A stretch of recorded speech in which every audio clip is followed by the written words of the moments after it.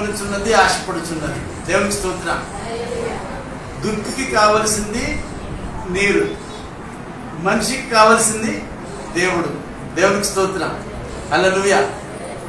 దుప్పికి అంటే జంతువులకు కావలసింది ఏంటండి? నీరు. ముఖ్యంగా మనుషులకు కావాల్సింది దేవుడు. దుప్పికి ఎందుకు కావాలి అంటే శత్రువు నుంచి కాపాడబడాలి, క్రూర మృగాల నుంచి కాపాడబడాలి అని అంటే తప్పకుండా నీళ్ళు తాగాలట దుప్పి. పాస్టర్ గారు చెప్పారు చక్కగా. ఆ నీళ్లు తాగటం వలన చెమట రూపంలో ఆ చెమట వాసన పోతుందట, మళ్ళీ ఫ్రెష్ అయిపోతుంది. శత్రువుకి తెలియదు. చాలా దినాలు అయిపోయిన తర్వాత నీళ్లు తాగకపోతే అది కంపు కొడతా ఉంటుందట. అది ఆ వాసన దూరం ఉన్న శత్రువు అనే ఆ క్రూర మృగాలకి తెలిసిపోతుంది. వాసనలో పసిగడతా ఉంటే వచ్చేస్తూ ఉంటారు. అందుకోసమే దుఃఖికి దాహమై కాదు, తన ప్రాణాన్ని కాపాడుకోవటానికి దుఃఖికి తప్పకుండా నీళ్లు త్రాగాలటండి. అలాగే త్రాగకపోతే ఏమవుతుంది? శత్రువు బారిన పడటానికి ఎక్కువ అవకాశాలు ఉంటాయి, శత్రువుకి దొరికిపోవడానికి అవకాశాలు ఎక్కువగా ఉంటాయి. అలాగే మనిషికి కూడా దేవుడు కావాలి. దేవుడు లేకపోతే ఆ మనిషి ఏమైపోతాడు అని అంటే బ్రతికే ఉంటాడు, కానీ లోక సంబంధంగా ఉంటాడు, చచ్చిన స్థితిలో ఉంటాడు. పేరుకు బ్రతుకుతాడు, కానీ ఆ మనిషి ఏమైపోతాడంటే మృతుడవే అని అంటాడు ప్రభు ఒక సందర్భంలో. నువ్వు బ్రతికున్నావు, కానీ నువ్వు శారీరకంగా బ్రతికున్నావు అంతే, ఆత్మీయంగా నువ్వు బ్రతికిలేవు, చచ్చిపోయావు. ఏ విధంగా అయితే అవ్వ ఆదాములు ఏదైనా తోటలో చనిపోయారు, అలాగా నువ్వేమైపోతావు? చనిపోతావు అంతే. మనిషికి తప్పకుండా దేవుడు కావాలి. దేవుడు లేకపోతే బ్రతికున్న పేరు ఉంటుంది, కానీ ఆయన మృతుడు అని చెప్పేసి వాక్యంలో సెలవిస్తూ ఉంటుంది. కనుక బ్రతికున్న మనకు నిజంగా నిజమైన బ్రతకాలి అంటే తప్పకుండా మనకేం కావాలి? దేవుడు కావాలి. దేవుడికి స్తోత్రం. ఇప్పుడు ఒక మాట మనం చూసుకుందామండి. దుప్పికి నీళ్లు కావాలి కదా, ఆ వాగు నీరు అని అంటే దుప్పి నీటి వాగుల కొరకు ఎదురు చూస్తూ ఉంటుంది. నీళ్ళు ఏం చేస్తాయి? బ్రతికిస్తాయి, జీవం ఇస్తాయి. దేవునికి స్తోత్రం. హల్లెలూయా. నీళ్లు చాలా ఉంటాయి, కానీ త్రాగటానికి అనుకూలమైన నీళ్లు అన్ని చోట్ల దొరకవు. కొన్ని ఉప్పు నీళ్ళు ఉంటాయి, చేదు నీళ్ళు ఉంటాయి. అక్కడి వరకు ఎందుకు? మనకి భూమిలో నీళ్ళు ఉన్నాయి. ఇప్పుడు ఈ ప్రాంతంలో ఆ నీళ్లు త్రాగటానికి అనుకూలంగా ఉంటాయా? త్రాగలేం. చాలా సున్నంతో కూడిన నీళ్ళు అయ్యి మంచిగా లేవు, పొల్యూషన్ అయిపోయాయి. ఒకప్పుడు మంచిగా ఉండేయేమో తెలీదు, కానీ ఇప్పుడు మాత్రం అవి పొల్యూట్ అయిపోయాయి. అంటే అవి పాడైపోయాయి, త్రాగటానికి యోగ్యంగా లేని నీళ్లుగా అయిపోయాయి. కనుక గవర్నమెంట్ ఏం చేస్తుందంటే ఎక్కడి నుండో రప్పిస్తుంది మన కోసం నీళ్లు. అర్థమైందండి? ఎందుకు? ఆ నీళ్లు మంచి నీళ్లు, శరీరానికి మనకు ఆరోగ్యం ఇచ్చే నీళ్లు, మనం బ్రతికించే నీళ్లు. దేవునికి స్తోత్రం. హల్లెలూయా. కనుక మంచి నీళ్లు, బ్రతికించే నీళ్లు మాత్రమే మనం త్రాగితే బ్రతుకుతాము. ఒకవేళ ఈ పడితే తాగామనుకోండి, దాహం తీర్చుకున్నాం అనుకోండి, కొన్ని రోజులకి ఏమైపోతాం? రోగులమైపోతాం. ఆ మృత్యువు వెంటనే మనకు కనిపించదు. శారీరకంగా మనం ఏం చేస్తాం? రోగులుగా చేసి క్రమక్రమంగా క్షీణించిపోయేలాగా చేస్తాయి ఆ నీళ్లు. కనుక గమనించండి, నిజమైన నీళ్లు, ప్రాణం ఇచ్చే నీళ్లు, బ్రతికించే నీళ్లు మాత్రమే మనకి అది మేలు కలగజేస్తాయి. అర్థమైందండి? ఆ నీళ్లు ఏమన్నాడు తెలుసండి? ఆ నీళ్లు ఎక్కడ దొరుకుతాయి మనకి? దేవుని దగ్గరే దొరుకుతాయి. దేవునికి స్తోత్రం. హల్లెలూయా. ఆ నీళ్ళు అంటే బ్రతికించే వాక్యమే నీరు. దేవునికి స్తోత్రం. హల్లెలూయా. బ్రతికించే వాక్యం అండి ఇది. అర్థమైందండి? ఇది బ్రతికించే వాక్యం. ఈ వాక్యమైన నీరు ఇది మనకు కావాలి. ఇది ప్రతిరోజు తాగాలి. ఎప్పుడైతే ప్రతిరోజు వాక్యమైన ఈ నీరు మనం త్రాగుతామో మనము నిజమైన బ్రతుకు జీవితం జీవించగలుగుతాం. కనుక ఈ వాక్యము కొరకు, వాక్యమైన ఈ నీరు కొరకు అక్కడ కోరాహు కుమారులు అంటున్నారు కదా, దేవుని సన్నిధిలోకి వెళ్తే మాకు ఆ నీరు దొరుకుతుంది. దేవుని సన్నిధికి నేను ఎప్పుడు వెళుతాను అని చెప్పేసి ఆయనకున్న పరిస్థితులను బట్టి, ఎంతో కృంగుబాటును బట్టి 5వ వచనం చూడండి అంటాడు కదా. ఏమంటాడు? 5వ వచనం కీర్తనల గ్రంథం 42వ కీర్తన 5వ వచనం అంటాడు, నా ప్రాణమా నీవేళ కృంగి ఉన్నావు, నాలో నీవేళ తొందరపడుచున్నావు. దేవుని యందు నిరీక్షణ ఉంచుము, ఆయనే నా రక్షణకర్త అనియు నా దేవుడనియు చెప్పుకొనుచు ఇంకను నేను ఆయనను స్తుతించెదను. దేవునికి స్తోత్రం. మొదటి మాటలో 5వ వచనం అంటే నా ప్రాణమా నీవెలా కొరికి విన్నావు. దేవుని సన్నిధి సహవాసం లేకపోతే, గమనించండి, ఒక రక్షింపబడిన వ్యక్తికి దేవుని సన్నిధి దేవుని సహవాసం లేకపోతే ఆత్మీయంగా పులింగిపోయిన పరిస్థితుల్లోకి వెళ్ళిపోతారు. దేవుని సన్నిధి సహవాసం లేకపోతే జరిగే విషయం చెప్తున్నాను. ఎవరికి? రక్షింపబడిన వ్యక్తికి దేవుని సహవాసం లేకపోతే, వాక్యం అనేటువంటి మాటలు వినపడకపోతే ఆ మనిషి పరిస్థితి ఎలాగైపోతుందంటే ఆత్మీయంగా వెనకబడిపోతూ ఉంటాడు, పులింగిపోతూ ఉంటాడు. కనుకనే ఒక విశ్వాసం ఏం చేస్తాడంటే దేవుని సన్నిధికి నేను వెళ్ళాలి, దేవుని సన్నిధిలో ఉండాలి, దేవుని వాక్యం వినాలి, దేవుని సన్నిధిలో ప్రార్థించుకోవాలి, దేవుని ఆరాధించుకోవాలి, స్తుతించుకోవాలని ఆశ కలిగి ఉంటాడు. లోకంలో కూడా ఉండొచ్చు, కానీ లోకంలో ఇది ఉండదు. దేవుని సన్నిధి ఉండదు, సహవాసం ఉండదు. లోక సంబంధమైన విషయాలు, లోక సంబంధమైన మాటలు, అంత పాపముతో కూడింది, అపవిత్రతతో కూడిన విషయాలు, అక్కడ పరిస్థితులే వేరుగా ఉంటాయి. అర్థమైందండి? కనుక గమనించండి, అక్కడ మనిషి ఎలా ఉంటాడు అని అంటే లోక సంబంధంగా బలంగా ఉండొచ్చు, తెలివితేటలు రావచ్చు, కానీ ఆత్మీయంగా మాత్రం పూర్తిగా జీరో అయిపోతాడు. కనుక నేను జీరో కాకూడదు, నేను రక్షింపబడిన వ్యక్తిని, నేను జీరో కాకూడదు, నేను దేవుని సన్నిధిలో వృద్ధిల్లాలి, దీవెనకరంగా ఉండాలి అని ఆ రక్షింపబడిన వ్యక్తి అంటే దేవుని సన్నిధి కొరకు ఆశపడతా ఉంటాడట. దేవునికి స్తోత్రం. గమనించండి ప్రియమైన దగ్గర, ఈరోజు దేవుని సన్నిధికి వస్తున్న ప్రతి ఒక్కరు కూడా ఎన్నో పనులు పక్కన పెట్టేసి ఎందుకు దేవుని సన్నిధికి వస్తున్నారు అంటే దేవుని ఆత్మ మనలో ఉండి త్వరపెట్టి నడిపిస్తూ ఉంటుంది. దేవునికి స్తోత్రం. దేవుని సహవాసం కోరుకుంటా ఉంటుంది ప్రియమైన దగ్గర. అర్థమైందండి? మనలో దేవుడు పెట్టిన ఆత్మ ఏం చేస్తుందంటే దేవుని సన్నిధి సహవాసం కోరుకుంటా ఉంటుంది కనుక మనల్ని త్వరపెట్టి నడిపిస్తూ ఉంటుంది. హల్లెలూయా.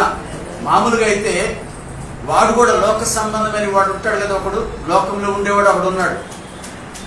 మనలో ఉందేమో దేవుని సంబంధి, లోకంలో ఒకడు ఉంటాడు, చాలా బలవంతుడాడు.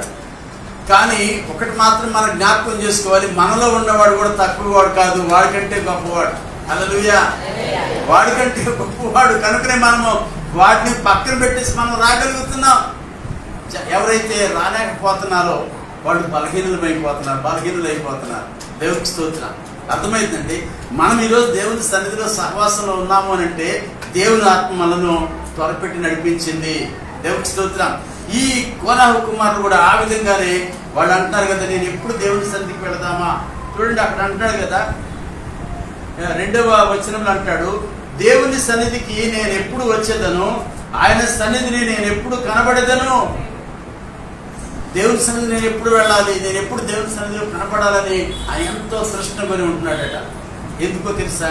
దేవుని సన్నిధిలో ఈ వాక్యం అనే నీరు దొరుకుతుంది. హల్లెలూయా. ఈ వాక్యం అనే నీరు దొరుకుతుంది. ఒక మాట మనం జ్ఞాపకం చేసుకోవాలి, ఈ వాక్యం అనే నీరు బ్రతికించే నీరు. ఎక్కడ దొరుకుతుంది మనకి? దేవుని సన్నిధి అన్న ఒక మాట మనం జ్ఞాపకం చేసుకోవాలి. యోహాను సువార్తలో కూడా యేసుక్రీస్తు ప్రభువారు ఒక మాట అంటారు, నేనిచ్చు నీళ్లు అని అంటాడు. యోహాను సువార్తలో ఆ సమరయ స్త్రీతో యేసు ప్రభువారు అంటాడు కదా, ఏమంటాడు?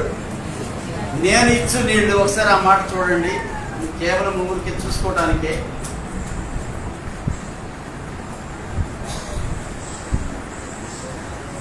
నేను ఇచ్చు నీళ్లు అని అంటాడు ప్రభువారు.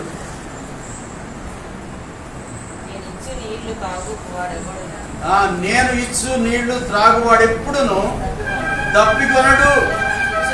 నేను వానికిచ్చు నీళ్లు ఆ నిత్య జీవమునకై వానిలో ఊరెడి నీటి బుగ్గగా ఉండునని ఆమెతో చెప్పాను. దేవునికి స్తోత్రం. హల్లెలూయా. యేసు క్రీస్తు ప్రభువారు ఇచ్చే నీళ్లు, ఆ నీళ్లు త్రాగితేనంటే మనకెప్పుడు దప్పికొనమాట. ఆ నీళ్లు అలా ఉండిపోతాయి లోపల. అంటే ఒక మాట చెప్తున్నాను, నీళ్ళు ఎక్కడ ఉండిపోతాయా? ఎప్పుడు మనం నీళ్లు తాగుతూనే ఉండాలి కదా. మరి యేసు ప్రభు అంటాడు, నేను ఇచ్చిన నీళ్లు త్రాగితే మరి ఎప్పుడు దప్పుకోరడు అంటున్నాడు కదా. ఏంటది అంటే ప్రియమైనదిగా, యేసు ప్రభు ఎక్కడో నీళ్లు అక్కడ అంటే బావి దగ్గర ఉన్నాడు, బావి నీళ్ళ కోసం వచ్చిన స్త్రీతో మాట్లాడుతున్నాడు. ఆయన ఉద్దేశం ఆ నీళ్ళు గురించి కాదు, ఆయన మాటలు. దేవునికి స్తోత్రం. హల్లెలూయా. ఆయన ఉద్దేశము అక్కడ ఆ బావిలో నీళ్లు గురించి ఆయన మాట్లాడట్లేదు. ఆమె వచ్చింది నీళ్ళ కోసమే, కానీ ఈ నీళ్లు త్రాగితే మరలా నీకు దప్పిక అవుతుంది. కానీ నేను ఇచ్చే నీళ్లు త్రాగావనుకో, ఆ నీళ్లు నీకు ఎలా ఉంటాయంటే మరలా దప్పికొనవు నువ్వు. హల్లెలూయా, హల్లెలూయా. నీవు దప్పికొనవు సరికదా, ఆ నీళ్లు ఏం చేస్తాయి? లోపల నుంచి నదినే ప్రవహింపజేస్తాయి. హల్లెలూయా, హల్లెలూయా. ఏం చేస్తున్నాడు ప్రభు అంటాడు, నువ్వు కనుక ఆ నీళ్లు కొంచెం తాగు, ఆ నీళ్లు ఏమైతే తెలుసా నీకు, మళ్ళీ దప్పికొనకుండా ఒక నదిలాగా నీళ్ళు వచ్చి బయటకు వచ్చేలాగా దేవుడు చేస్తాడు.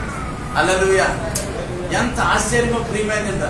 దేవుని ఒక్క మాట, దేవుని నోట నుంచి ఒక్క మాట మనల్ని బ్రతికిస్తుంది. ఆ మాట ఏం చేస్తుంది? జీవితాంతం అది సరిపోతుందండి. మామూలుగా చెప్పాలి అంటే ఇక చాలు, ఇక ఆ ఒక్క మాట చాలు అంటాడు. అందుకని ఒక్క మాట చాలు ప్రభా.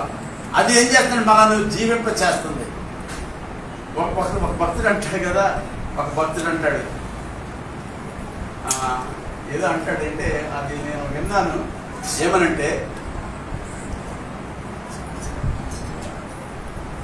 ఆ ఒక్క మాట దేవుడికి మాట్లాడితేనంట, ఆ ఒక్క మాటను పట్టుకుని నా జీవితమే వెళ్ళదీస్తానంటాడు ఒక భక్తుడు. అంటాడు ఒక్క మాట చాలు ప్రభా.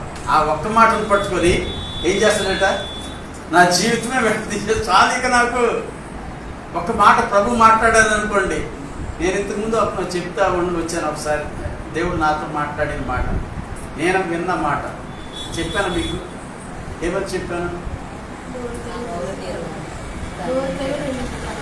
అది ఒకటి ఇంకా అంటే అలాగైతే చాలా మాట్లాడుతున్నా. నేను విన్న మాట అది బైబిల్ గ్రంథంలో కాదు, వ్యక్తిగతంగా నేను పడుకుంటే దేవుడు నాతో మాట్లాడిన మాట.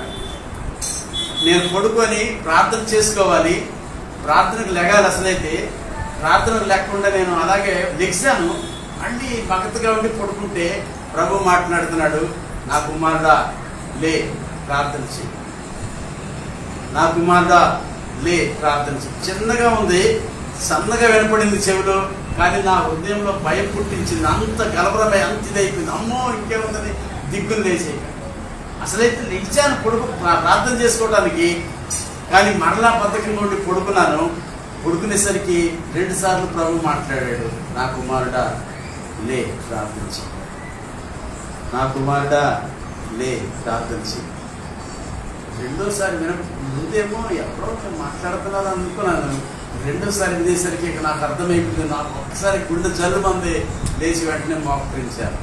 దేవునికి స్తోత్రం, హల్లెలూయా. ఆ మాట దేవుడు మాట్లాడితే, ఒక్క మాట మాట్లాడితే చాలు, మన బ్రతుకు ధన్యమైపోద్ది ప్రియమైనది. ఆ మాట దేవుని నోటి నుంచి వచ్చే ప్రతి మాట మనం బ్రతికిస్తా ఉంది. అయితే ఇప్పుడు మనం చదువుకునే మాట, ఆ మాట మనకు ఎక్కడ దొరుకుతుంది? ఆ జీవవాక్యము, జీవజలము మనకు ఎక్కడ దొరుకుతుంది?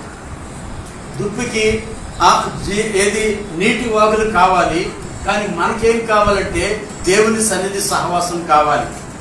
అర్థమైందండి? దుప్పికి ఏం కావాలి? బ్రతకాలంటే నీటి వాగులు కావాలి. ఒక మనిషికి, రక్షింపబడిన వ్యక్తికి తప్పకుండా దేవుని వాక్యము, దేవుని సన్నిధి కావాలి. ఆ వాక్యమే జీవజలము. చూడండి, ఇందాక మనం చదువుకున్నాము. ఎక్కడ చదువుకున్నాము? యెహెజ్కేలు గ్రంథము 47వ అధ్యాయము 1-2 వచనాలు చదువుకుందాం. 1-2 వచనాలు.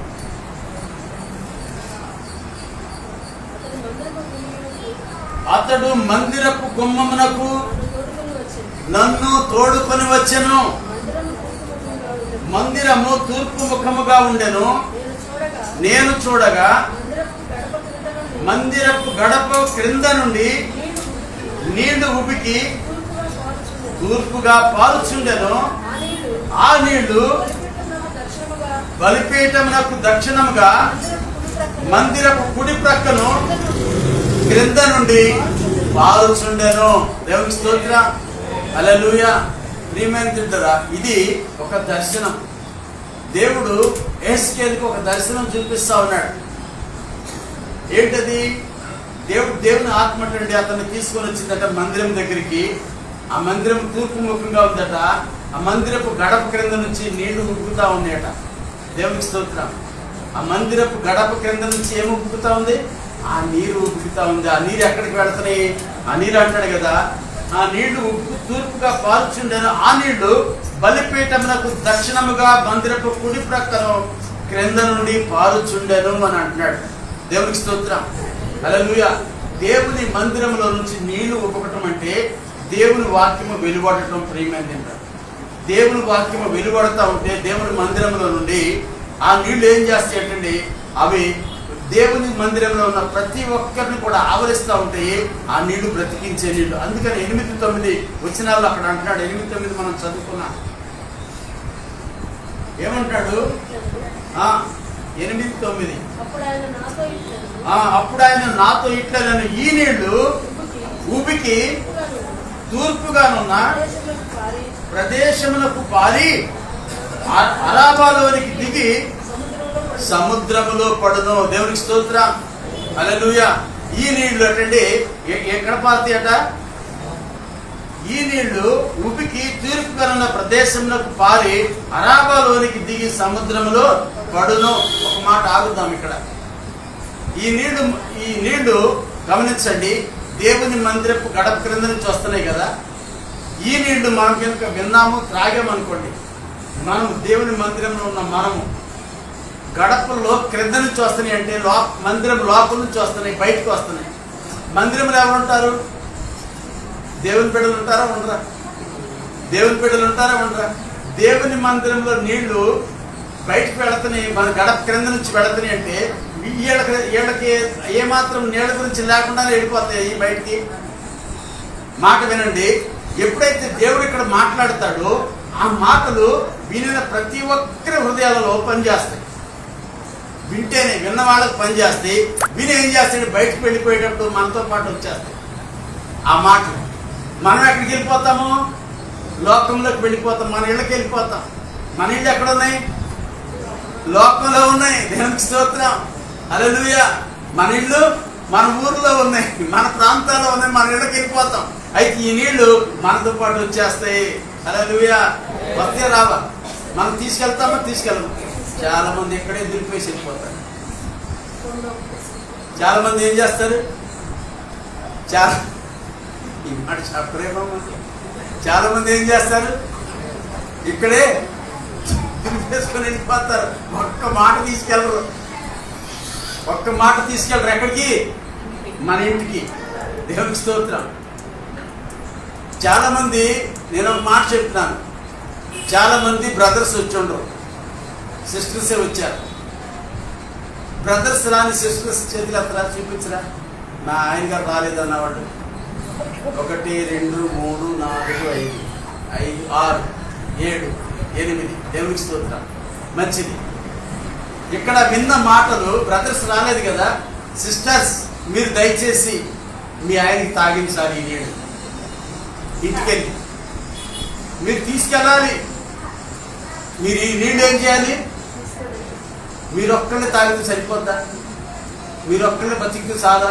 ఆయన ఏమైపోయినా పర్వాలేదా? అమ్మ, చేతులు ఎత్తిన సహోదరి, నా కుమార్తె, మీ ఆయన కూడా బ్రతకాలి. నువ్వు ఎక్కడ పోతే పో, నేను మాత్రం మందిరంకి వెళ్ళిపోతున్నాను, బైబిల్ తీసుకోవడం, దీనికి సంకలు పెట్టుకోవడం, ఇక్కడ పెట్టుకుంటాం చాలా మంది. నేను వెళ్ళిపోతున్నాను, నీ ఇష్టం. ఇప్పుడు ఆయన సంగతి ఏంటి? చాలా మంది పట్టించుకోరు. నీతో పాటు ఆయన కూడా బాప్తిజం తీసుకున్నాడుగా, బాప్తిజం ఇప్పించావుగా. ఆయన రానన్నా కూడా రాదు, లేదు మన ఇద్దరం ఒకేసారి పోవాలి. పోతే ఎక్కడికి? దేవునికి స్తోత్రం, పరలోకానికి. నేను ఒక్కదాన్ని పోను, నిన్ను కూడా తీసుకెళ్తా అని తీసుకొచ్చి బాప్తిజం ఇప్పించావుగా. మరి మందిరానికి తీసుకురావద్దా? ఏమండి, మందిరానికి తీసుకురావద్దా? ఆయనకు వాక్యం వద్దా? ఆయనకి నీళ్ళు వద్దా? జీవజలం వద్దా?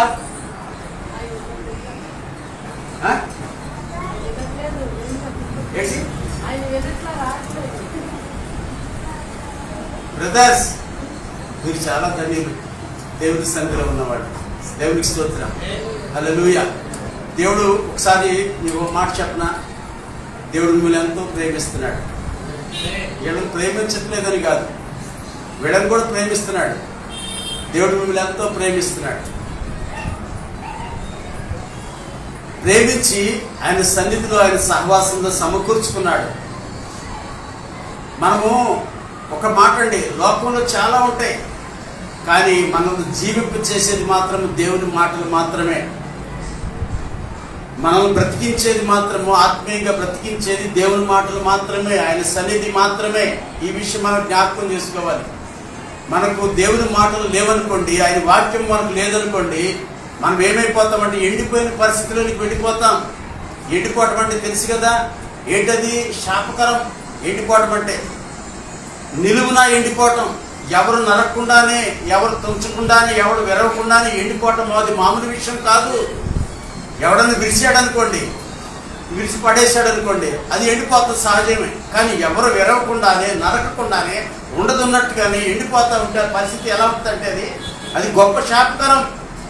మనం ఎండిపోయేలాగా దేవుడు మనం చేయలేదు, మనల్ని చిగురించేలాగా దేవుడు చేస్తున్నాడు. దేవునికి స్తోత్రం, హల్లెలూయా.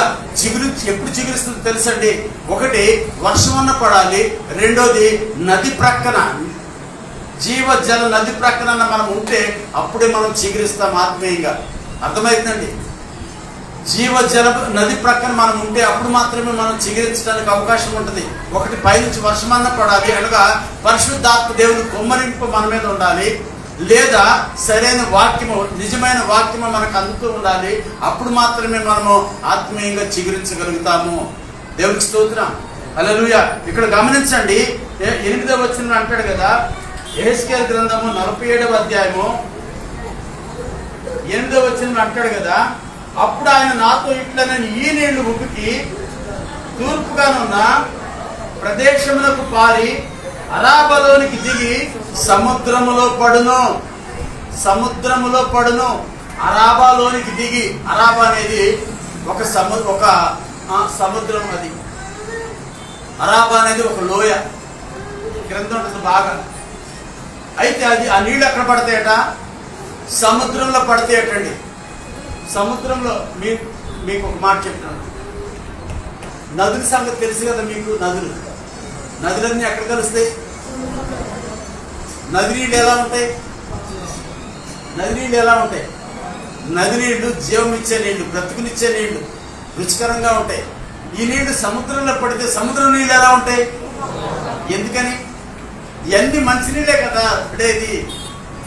ఎప్పుడన్నా ఆలోచించారా? ఇవన్నీ నదుల నీళ్ళు మంచినీళ్ళే కదా.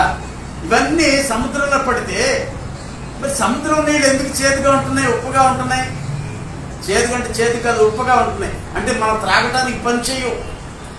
గమనించండి, సముద్రంలో నీళ్లు త్రాగటానికి పని చేయవు, అవి జీవమేవో.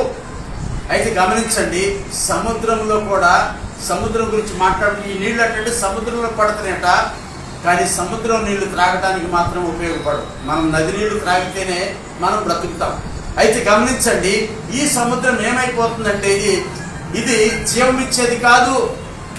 అంటే గమనించండి, లోకం అనే సముద్రం మనకి జీవం ఇవ్వదు. ప్రియమైన లోకం అనే సముద్రంలో మనకు జీవం దొరకదు. గమనించాలి, లోకం అనే సముద్రంలో జీవం దొరకదు. అక్కడ ఉంటే మనం బ్రతకము, చనిపోయిన వాళ్ళతో సమానం, శవాలుగా ఉంటాం, చనిపోయిన స్థితిలో ఉంటాం. అయితే ఈ నీళ్లు సముద్రంలో పడుతుంది. కానీ చూడండి, అప్పుడు ఏమంటున్నాడు 8వ వచనంలో ఆఖరి మాట, అప్పుడు సముద్రపు నీరు దేవునికి స్తోత్రం మంచి నీళ్ళు అగును. హల్లెలూయా, హల్లెలూయా. గమనించండి, సముద్రపు నీళ్లు మంచినీళ్ళు అవుతాయట. ఎప్పుడు? ఈ నీళ్ళు సముద్రంలో పడతాయి. నా మాట వినండి, సముద్రంలో నీళ్ళు ఒక్కసారి మంచినీళ్ళు అవ్వవు. ఎప్పుడవుతాయో తెలుసా?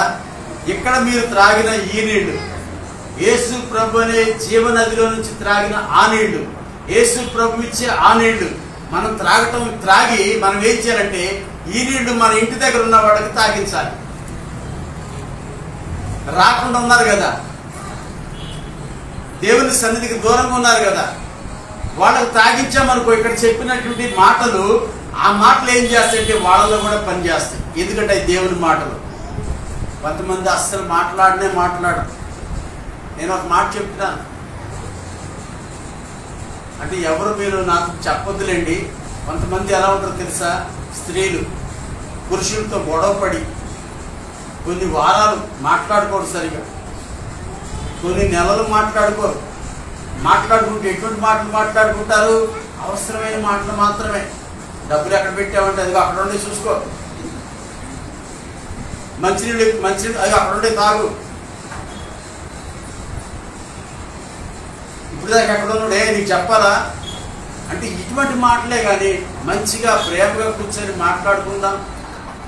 ఈరోజు వాక్యం ఇదిగో మందిరంలో ఈ వాక్యం చెప్పారు, ఏదో నీళ్ళు అంట, ఏదో నది అంట, ఆ నదిలో నీళ్లు తాగితే బతుకుతారంట, యేసు ప్రభు ఇచ్చే నీళ్లు తాగితే చచ్చిపోయి మళ్ళీ దాహం అయ్యిందంట. ఈ మాటలు కనీసం కూర్చొని మాట్లాడుకోవచ్చు కదా. ఇక్కడ ఉంటే కదా సరిగ్గా, ఇక్కడ సరిగ్గా ఇక్కడే దులిపేస్తారు. ఈ మాటలు అసలు గుర్తురావు అక్కడ మాట్లాడుకోవడానికి. అక్కడ గుర్తొచ్చే మాటలన్నీ లోక సంబంధమైన మాటలే, సమాధానకరంగా కూడా మాట్లాడుకోరు. అంటే మీరు కాదండి, మీరు మంచివాడు. కొంతమంది సంగతి చెప్తున్నా, మీరెళ్ళి తప్పకుండా మాట్లాడతారు. పోనీ ఎప్పుడన్నా మీరెళ్ళి మందిరంలో చెప్పిన వాక్యము మీ ఇంట్లో వాళ్ళకి చెప్పారు ఎప్పుడన్నా?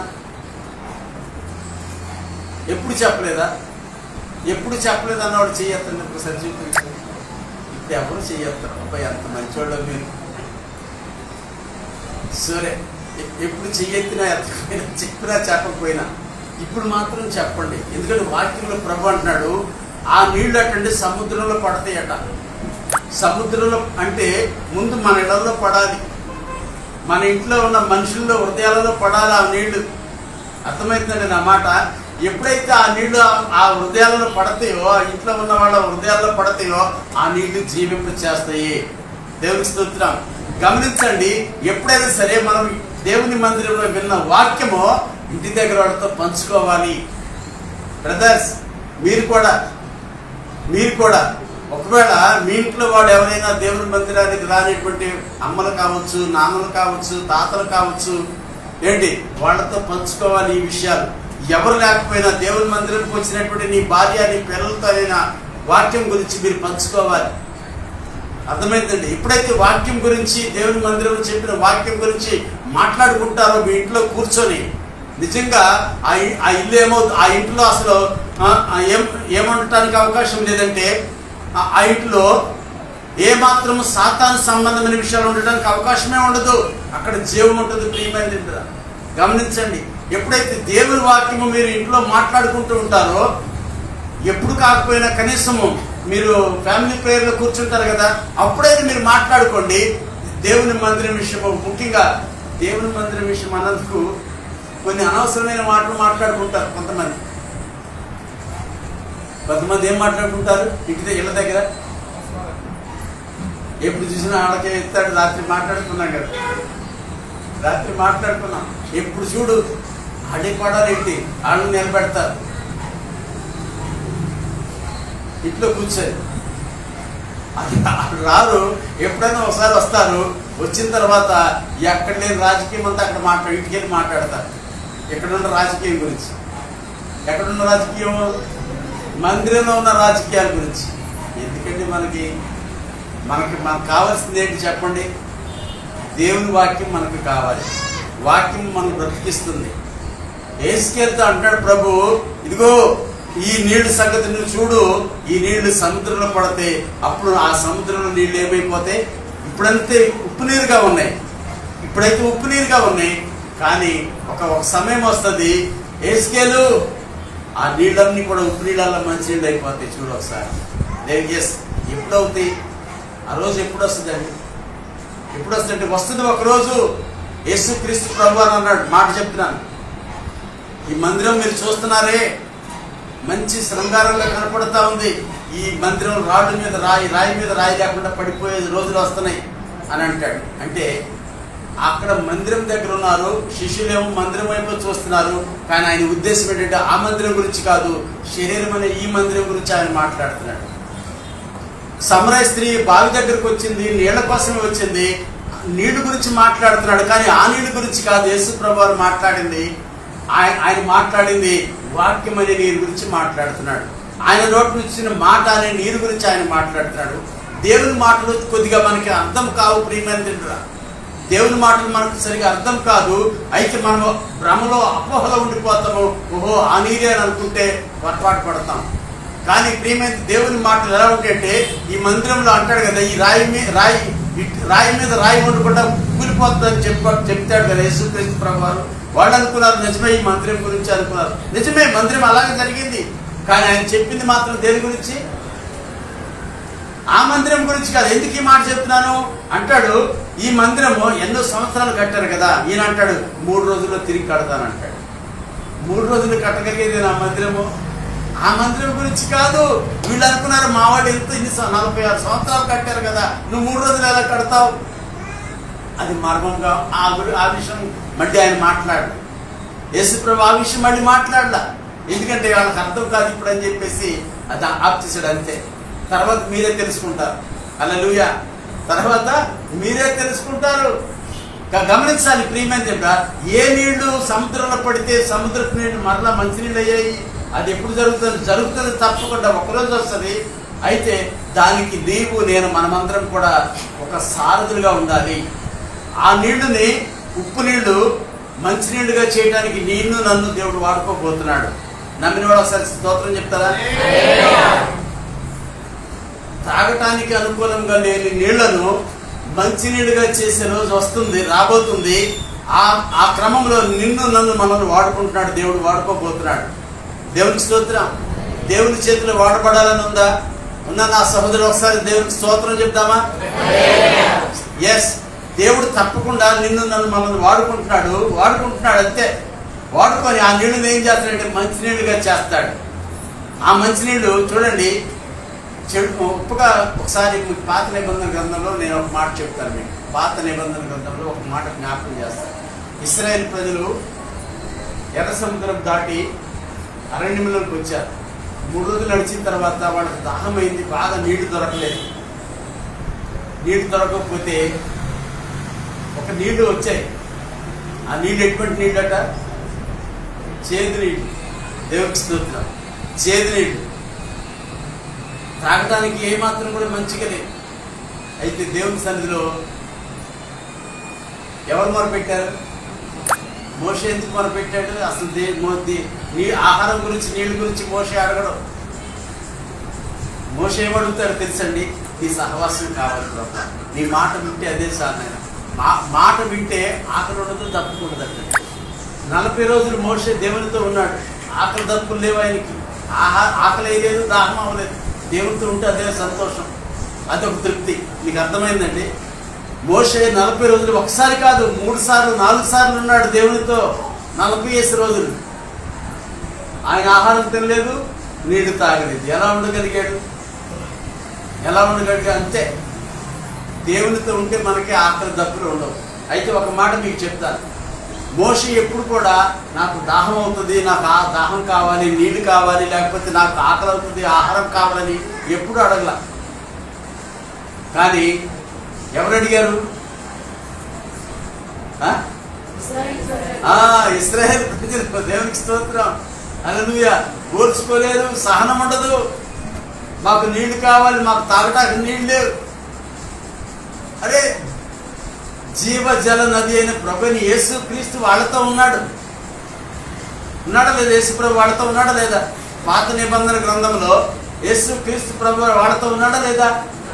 ఎలా ఉన్నాడు చెప్పండి అమ్మా. పగలు మేఘస్తంభంగా ఉన్నాడు. వాళ్ళకి ఎండ తగలకుండా, చెమట రాకుండా కాపాడుకుంటూ వచ్చాడు. నడిచినా, ఎంత దూరం నడిచినా వాళ్ళకి చెమట వచ్చేది కాదు. ఏమంటే ఎండ తగిలేది కాదు. ప్రశాంతంగా ఉండేది వాతావరణం. రాత్రులు ఎలా ఉండేది? అంటే చీకటే, అంత చీకటే, కానీ వాళ్ళకి మాత్రం వెలుగు కనిపించేది. దేవునికి స్తోత్రం. హల్లెలూయా. అలాగే ఇశ్రాయేలు ప్రజలను ఐగుప్తులో నుంచి విడిపించినది మొదలుకొని ప్రభువైన యేసు క్రీస్తు వారు అంటే దేవుని దూతగా ఇశ్రాయేలు ప్రజలతో ఉన్నారు. దేవునికి స్తోత్రం.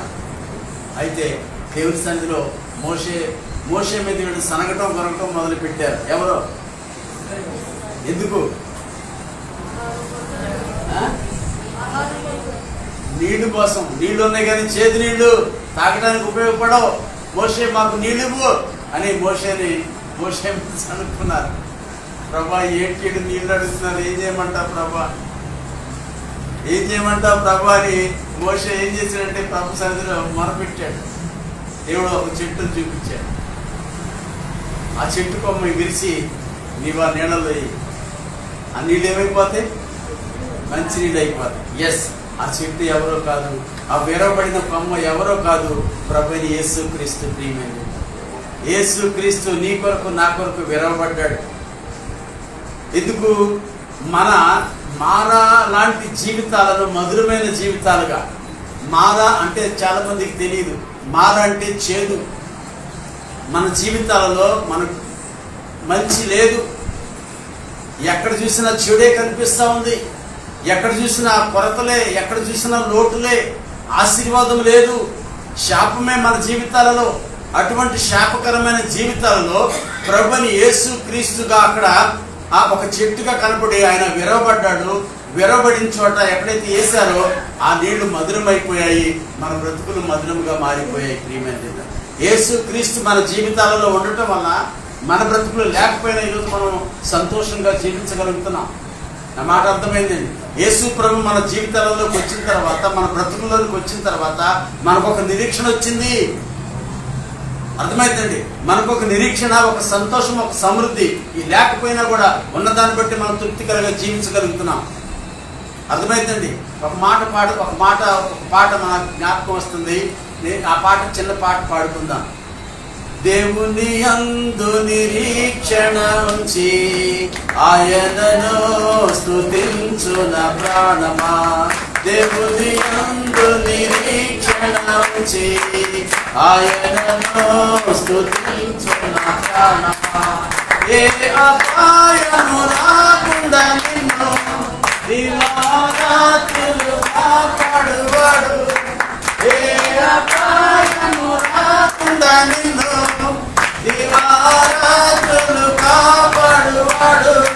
ప్రతి క్షణం నీ పక్షమందుండు రక్షకుడు.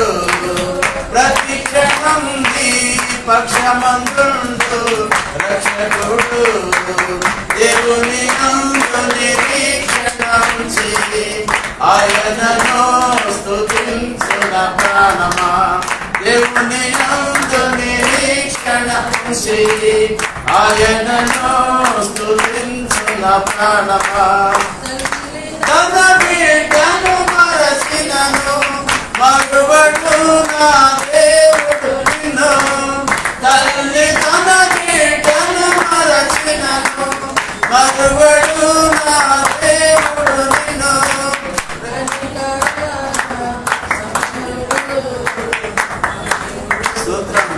కనికర సంపన్నుడు నా దేవుడు. దేవుని యందు నిరీక్షణ ఉంచి ఆయనను స్తుతించున ప్రాణమా. దేవుని యందు నిరీక్షణ ఉంచి ఆయనను స్తుతించున ప్రాణమా. చీకటిని వెలుగుగా చేసి ఆయనే నీ ముందు పోవాడు. చీకటిని వెలుగుగా చేసి ఆయనే నీ ముందు పోవాడు. జీవమగు మార్గమేసే, సత్యమగు జీవమగు మార్గమేసే. దేవుని యందు నిరీక్షణ ఉంచి ఆయనను స్తుతించున ప్రాణమా. యందు నిరీక్షణ ఉంచి ఆయనను స్తుతించున ప్రాణమా. హల్లెలూయా, హల్లెలూయా. దేవుని బిడ్డలుగా రక్షింపబడి దేవుని సన్నిధిలో కొనసాగుతున్న మనము ఈరోజు నా ప్రియ సహోదరి ఒక మాట జ్ఞాపకం చేసుకోనండి.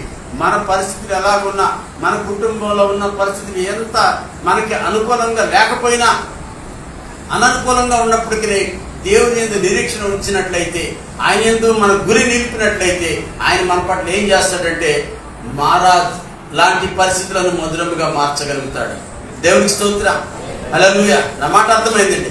మారా లాంటి పరిస్థితులను ప్రభు మనకు మన యొక్క కుటుంబాలలో మధురముగా మార్చగలిగిన దేవుడు. ఎందుకంటే ఎప్పుడైతే ఈ నీళ్లు సముద్రంలో పడుతున్నాయో సముద్రపు నీళ్ళు ఏమైపోతున్నాయట? మంచినీళ్ళుగా మారిపోతున్నాయి. మంచినీళ్ళుగా మారిపోతున్నాయి. నమ్మితే నీ కుటుంబంలో మార్పును చూస్తావు. నమ్మితే నీ కుటుంబంలో ఆ శాపం తొలగిపోయి ఆశీర్వాదాన్ని చూడగలుగుతావు. అర్థమైందండి. ఎందుకంటే దేవుడు మాటిస్తున్నాడు, ఆ దేవుడు చూపిస్తున్నాడు తన సేవకుడికి, భక్తుడికి చూపిస్తున్నాడు. ఆ భక్తుడు చెప్తున్నాడు, ఇదిగో ఈ నీళ్ళు వెళ్ళి అరాబాలోకి దిగి సముద్రంలో పడిపోతున్నాయట. ఆ తర్వాత సముద్రపు నీళ్ళు ఏమైపోతున్నాయి? మంచినీళ్ళుగా మారిపోతున్నాయి, మంచినీళ్ళుగా మారిపోతున్నాయి. ప్రియమైన తర్వాత చూడండి, తర్వాత 9వ వచనం ఏమంటున్నాడు?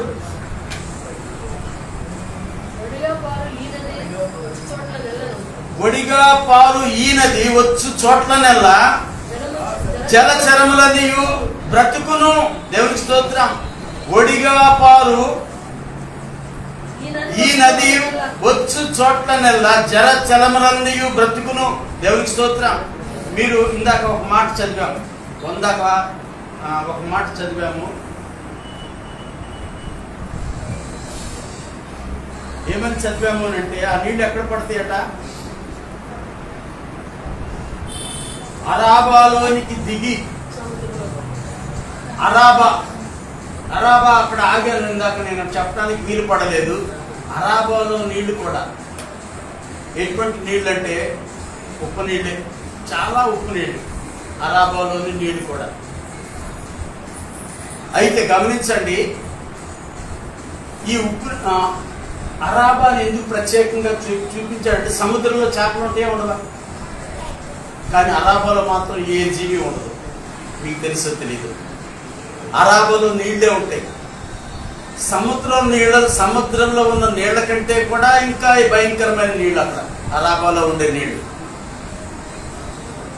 ఆ అరాబా అనేటువంటి ఆ నదిలో, ఆ లోయలో, లేకపోతే ఆ లేక్ లాంటిది అనుకోండి, దాంట్లో అస్సలు ఒక్క జీవి కూడా ఉండదు, ఒక్క జీవి కూడా బ్రతికి ఉండదండి. అంత భయంకరమైన నీళ్లు. కానీ ఈ నీళ్ళు అటండి అక్కడికి వెళ్ళి పడతాయట. దేవునికి స్తోత్రం. జీవము లేని చోట ఎప్పుడైతే, గమనించండి, జీవజల నది అయిన ప్రభు అయిన యేసు క్రీస్తు మాటలు ప్రవాహంగా అక్కడ ఎప్పుడైతే వెళతాయో, అక్కడ ఏమైపోతుందో తెలుసు, అరాబాలో అది మృత సముద్రం అంటారు. మీకు వినే ఉంటారు, మీరు మృత సముద్రం విన్నారు కదా. మృత సముద్రంలో చచ్చిపోదామని ఎవరైనా సూసైడ్ చేసుకుందామని దూకినా, ఎందుకని? ఈ సముద్రంలో దూకితే మురిగిపోతారు, కానీ ఆ సముద్రంలో దూకితే మాత్రం ఎవరు చచ్చిపోవడానికి అవకాశం లేదు. అది అరాబా అనగా ఈ సముద్రం కంటే కూడా చాలా ప్రమాదం. మునగటానికే అవకాశం లేదు, అసలు మునగదు, తేలుతా ఉంటుంది అంతే పైన. దేవునికి స్తోత్రం. హల్లెలూయా. ఎప్పుడన్నా అవకాశం ఉంటే వెళ్దాం అక్కడికి. ఏం రాకపోయినా పర్వాలేదు, నీ కాళ్ళు చేతులు కట్టుకొని దాంట్లో పడ్డా పైన ఉంటావు, మునగవు. అరాబా అటువంటిది. కానీ ఆ నీళ్లు నోట్లో అస్సలు చుక్క కూడా పెట్టుకోలేదు, అంత ఉప్పు. సముద్రం నీళ్ళ కంటే కూడా ఎక్కువ ఉప్పుగా ఉంటాయి. అయితే ప్రియమైనది గమనించండి, ఇక్కడ ప్రభు మాట్లాడుతున్న మాట, ఒడిగా పాలు ఈనది వచ్చు చోట్ల నెల జలచరములన్నీ బ్రతుకును. అంటే అంతకుముందు ఏమైపోయాయి? జలచరములన్నీ లేవు, కానీ ఇప్పుడు పుడతాయి, లేకపోయినా పుడతాయి. వాక్యంలో ఉన్న శక్తి ఏంటో తెలుసండి, లేని వాటిని కలగ చేసే శక్తి. అర్థమైతుంది మీకు మాట? వాక్యంలో ఉన్న శక్తి ఏంటో తెలుసా, బలం ఏంటో తెలుసా? లేదు అక్కడ, కానీ అక్కడ కలుగుతుంది ఆ వాక్యం ద్వారా. ఇంతకుముందు ఒక మాట చెప్పాను మీకు చాలా రోజుల క్రితం. ఒక సహోదరికి గర్భసంచి లేదట, కానీ దేవుడు చెప్పమంటున్నాడు, దేవుని సేవకుడితో ప్రేరేపిస్తున్నాడు, నీకు గర్భఫలం ఇస్తాడని చెప్పు అని చెప్పేసి. ఆమెకు తెలుసు నాలో లేదు, ఏది గర్భసంచి లేదని ఆ సహోదరికి తెలుసు.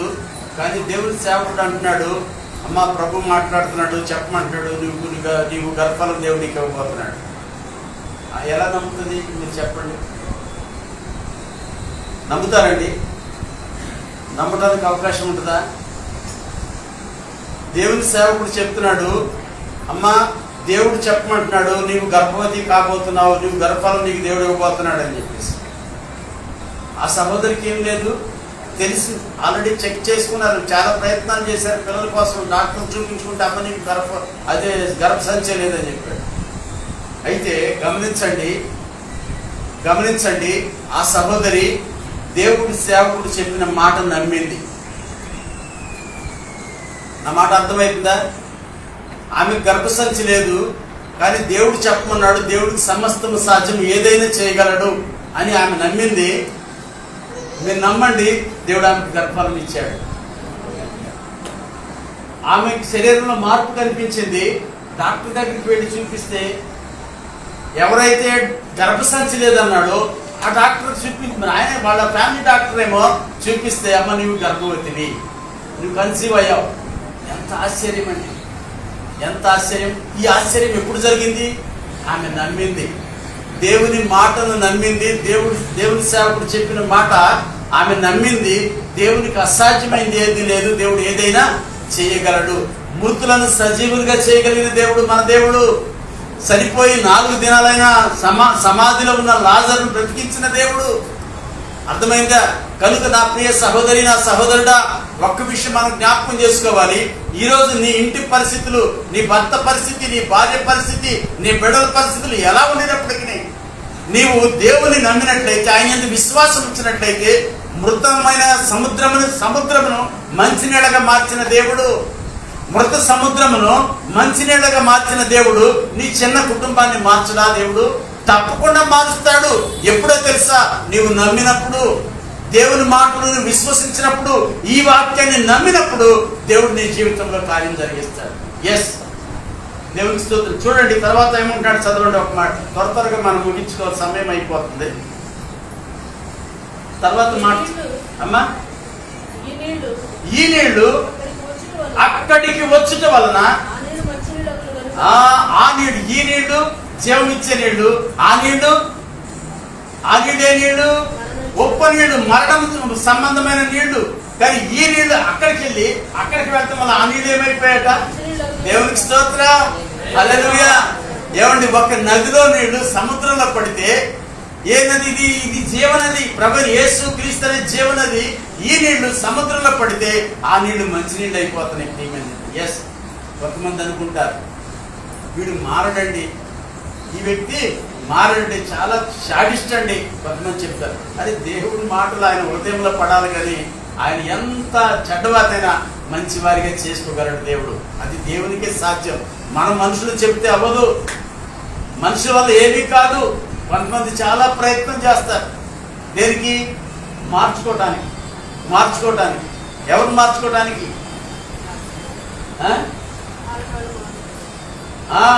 వాళ్ళు మార్చుకోవాలన్నా, ఇతరులను మార్చాలన్నా నీ వల్ల ఏమి కాదు.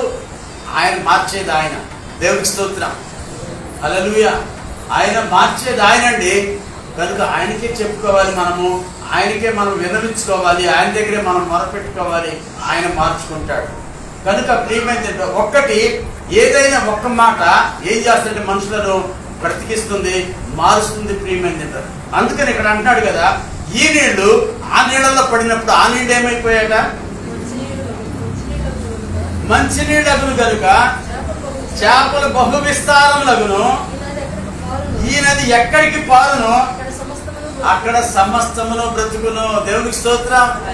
ఈ నది ఎక్కడికి పారును, అక్కడ ఏమైపోద్దంటే సమస్తం నిర్జీవమైంది, జీవం పొందుకుంటది, జీవం పోసుకుంటది, అంతే. అక్కడ నిర్జీవమైన పరిస్థితి, అక్కడ ఎండిపోయిన పరిస్థితి, కానీ అక్కడ ఏమొస్తుందంటే చిగురు వచ్చేస్తుంది. ప్రియమైన నదిని తీసుకెళ్లవలసిన బాధ్యత నీది, నాది, మనదే. ఈ నీళ్లను తీసుకెళ్లవలసిన బాధ్యత మనదే. అర్థమైందండి? కనుక ప్రియమైన నీవు ఒకవేళ జీవం కోరుకునే వ్యక్తివైతే, మేలు కోరుకునే వ్యక్తివైతే, ఎవరి నీ కుటుంబ క్షేమం కోరుకునే వ్యక్తివైతే, నీ కుటుంబంలో తప్పకుండా దేవుని సన్నిధి, ఆయన సహవాసం ఉండాలి. జీవనది అయిన ప్రభుని యేసు క్రీస్తు మన కుటుంబాలలోనికి రావాలి, మొదటిగా మన హృదయాల్లోనికి రావాలి. ప్రియమైన ప్రభు యేసు క్రీస్తు వారు సమరయ స్త్రీతో చెప్పిన మాట ఏమంటున్నాడు? నేనిచ్చు నీళ్లు నువ్వు త్రాగినట్లయితే ఇవి ఎన్నటికి దప్పికొనవు. తర్వాత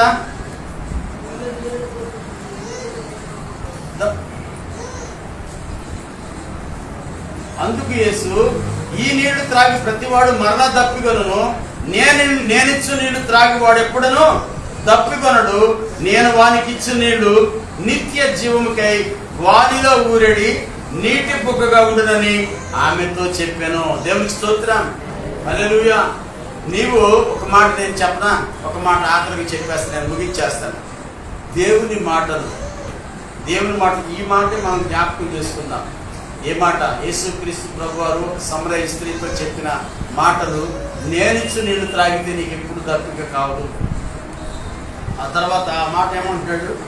నేనిచ్చు నీళ్లు నిత్య జీవముకై వానిలో ఊరడి నీటి బుగ్గగా ఉండును అని ఆమెతో చెప్పాను కదండి. దేవుని మాటలు ఏవైతే ఉన్నాయో, దేవుని మాటలు ఎప్పుడైతే మన హృదయంలో మనము వాటిని రాసుకుంటామో, ముద్రించుకుంటామో, కేవలం రాసుకొని ముద్రించుకున్నంత మాత్రాన ప్రయోజనం లేదు. నిన్న మొన్న నేను చెప్పాను. ఏమని చెప్పాను అంటే, నిన్న మొన్న నేను ఒక మాట చెప్పాను. అది మరి ఎంతమంది గుర్తుందో లేదో నాకు తెలియదు. బైబిల్ ఎంతమంది దగ్గర ఉంది? చూపించిన బైబిల్ దయచేసి. దేవునికి స్తోత్రం. చాలా మంది దగ్గర ఉంది. లేనివాడు ఎవరైనా ఉన్నారా? లేనివాడు 1 2 3 4 ప్రైజ్లార్డ్. దేవుడు మీకు కూడా బైబిల్ అనుగ్రహించిన గాక. మంచిది. చాలా కొనుక్కుంటా ఉంటాం. నువ్వు చెప్పు, అమ్మ నాకు పండగకి లేక పుట్టినరోజుకి బేబీ శ్యామ్లాతో నేను మాట్లాడుతున్నాను. బేబీ శ్యామ్లాతో నాకు నెక్స్ట్ పుట్టినరోజుకి నాకు బట్టలు కొనకపోయినా నాకు మంచి బైబిల్ గిఫ్ట్గా ఇవ్వండి అని చెప్పు. సరేనా? గుర్తుంటుంది. నా పుట్టినరోజుకి మా అమ్మ కొనిపెట్టింది బైబిల్ అని చెప్పేసి చెప్పుకుంటుంది. రేపు రోజున మనం బట్టలు కొనిపెడుతున్నాం, అవునా కాదా? ఏదేందో కొనిపెట్ట బంగారం కూడా చేపిస్తూ ఉంటాం. కానీ మనం ఇవ్వాల్సింది ఏంటంటే వాడికి జ్ఞాపకం ఉండేలాగా బైబిల్ ఇవ్వటం చాలా మంచిది. అందరము బైబిల్ కలిగి ఉండటం చాలా మంచిది. అయితే బైబిల్ ఉన్న వాళ్ళతో నేను మాట్లాడుతున్నాను. బైబిల్ ఉన్న వాళ్ళతో. బైబిల్ ఉంది కదా మీ దగ్గర, ఎంతమంది చదువుతున్నారు? బైబిల్ ఉండటం కాదు, ఉంది మీ దగ్గర. ఎంతమంది చదువుతున్నారు? వాళ్ళకి ప్రైజ్లార్డ్. మంచిది. చేతి ఎత్తమని నేను చెప్పలేదు. చేతి ఎత్తమని నేను చెప్పానా? చేతి ఎత్తాలా అంటే నేను ఆ ఎత్తమని చెప్పలేదు అమ్మా. అడుగుతున్నారు ముందుగా ఎత్తడానికి. అంటే నేను రోజు చదువుతున్నాను అని చెప్పడానికి అనమాట. అయితే మంచిది. బైబిల్ ఉన్నంత మాత్రం ప్రయోజనం లేదు. నా సహోదరి, నా సహోదరుడా, బైబిల్ చదవండి.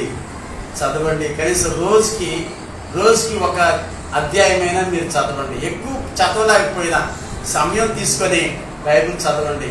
బైబిల్ చదివితేనే వాక్యం, అది బైబిల్లో ఉన్నది మాటలు కాదండి, అది వాక్యము, జీవవాక్యము. మనకి శక్తినిచ్చే వాక్యం, బలమిచ్చే వాక్యం, మనకు బ్రతికించే వాక్యం అది. కనుక చదివితే మనకి ఎంతో మేలుకరంగా ఉంటుంది. అర్థమైందండి? కృంగిన సమయాలలో బలపరిచేది వాక్యమే అంటాడు ఒక భక్తుడు. అంటాడు 119వ కీర్తనలో, నీ వాక్యమే నన్ను బ్రతికించింది. ఇది బ్రతికించే వాక్యం ప్రియమైనది. ఇది మనం చదవాలి. చదివితే తప్పకుండా మనకెంతో బలం కలుగుతుంది, కృంగిపోనివ్వదు. అర్థమైందండి? కనుక ఇది మనం బ్రతికించే వాక్యం. కనుక ఈ వాక్యం మనం చదువుతూ ఉండాలి. కేవలం బైబిల్ మనం ఇంట్లో పెట్టుకున్నంత మాత్రాన ప్రయోజనం ఉండదు. కనుక చదవండి, తప్పకుండా చదవండి. ఓకే, అయితే నేను ముగించేసుకుందాం. మనము ఏమని ముగించుకుందామంటే, ఇక్కడ వాక్యం చదువుకున్నాం కదా, మూలవాక్యం ఒకసారి చదువుతాం. ఇందాక చదివిన వాక్యం మూలవాక్యంగా చదువుకున్న మాకు ఇది యెహెజ్కేలు గ్రంథము 47వ అధ్యాయము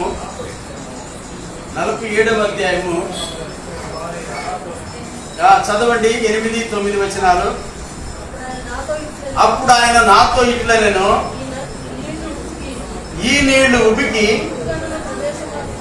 తూర్పుగానున్న ప్రదేశంలోకి పారి అరాబాలోనికి దిగి సముద్రంలో పడను. అప్పుడు సముద్రపు నీళ్లు మంచి నీళ్లు అగును. ఒడిగా పారు ఈ నది వచ్చు చోట్లనెల్లా జలచరములన్నీయు బ్రతుకును. ఈ నీళ్లు అక్కడికి వచ్చటం వలన ఆ నీళ్లు మంచి నీళ్లు అగును గనుక చేపలు బహు విస్తారములగును. ఈ నది ఎక్కడికి పారునో అక్కడ సమస్తమును బ్రతుకును. గమనించండి, ఈ నీళ్లు ఎక్కడ పారునో అక్కడ సమస్తం కూడా ఏమవుతుందట? బ్రతుకుద్దట. అక్కడ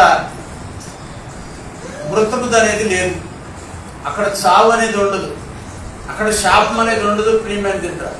అర్థమైందండి. ఈ నీళ్లు ఎక్కడికి పారును అక్కడ సమస్తమును బ్రతుకును. ఇవి బ్రతికించే నీళ్లు, వాక్యమైన ఈ నీళ్లు. కనుక ప్రియమైన ఈ వాక్యాన్ని మనము విడిచిపెట్టకూడదు, ఈ వాక్యాన్ని మనం మర్చిపోకూడదు. ఈ వాక్యాన్ని ఎప్పుడు మనము ధ్యానిస్తూ ఉండాలి, నెమరు వేసుకుంటూ ఉండాలి. ఆ విధంగా ఉండినప్పుడు ఆ వాక్యం మనం బ్రతికిస్తుంది. అటు కృప ప్రభు మనందరికీ అనుగ్రహించి నడిపించును గాక. ఆమె ప్రార్థన చేసుకుందాం.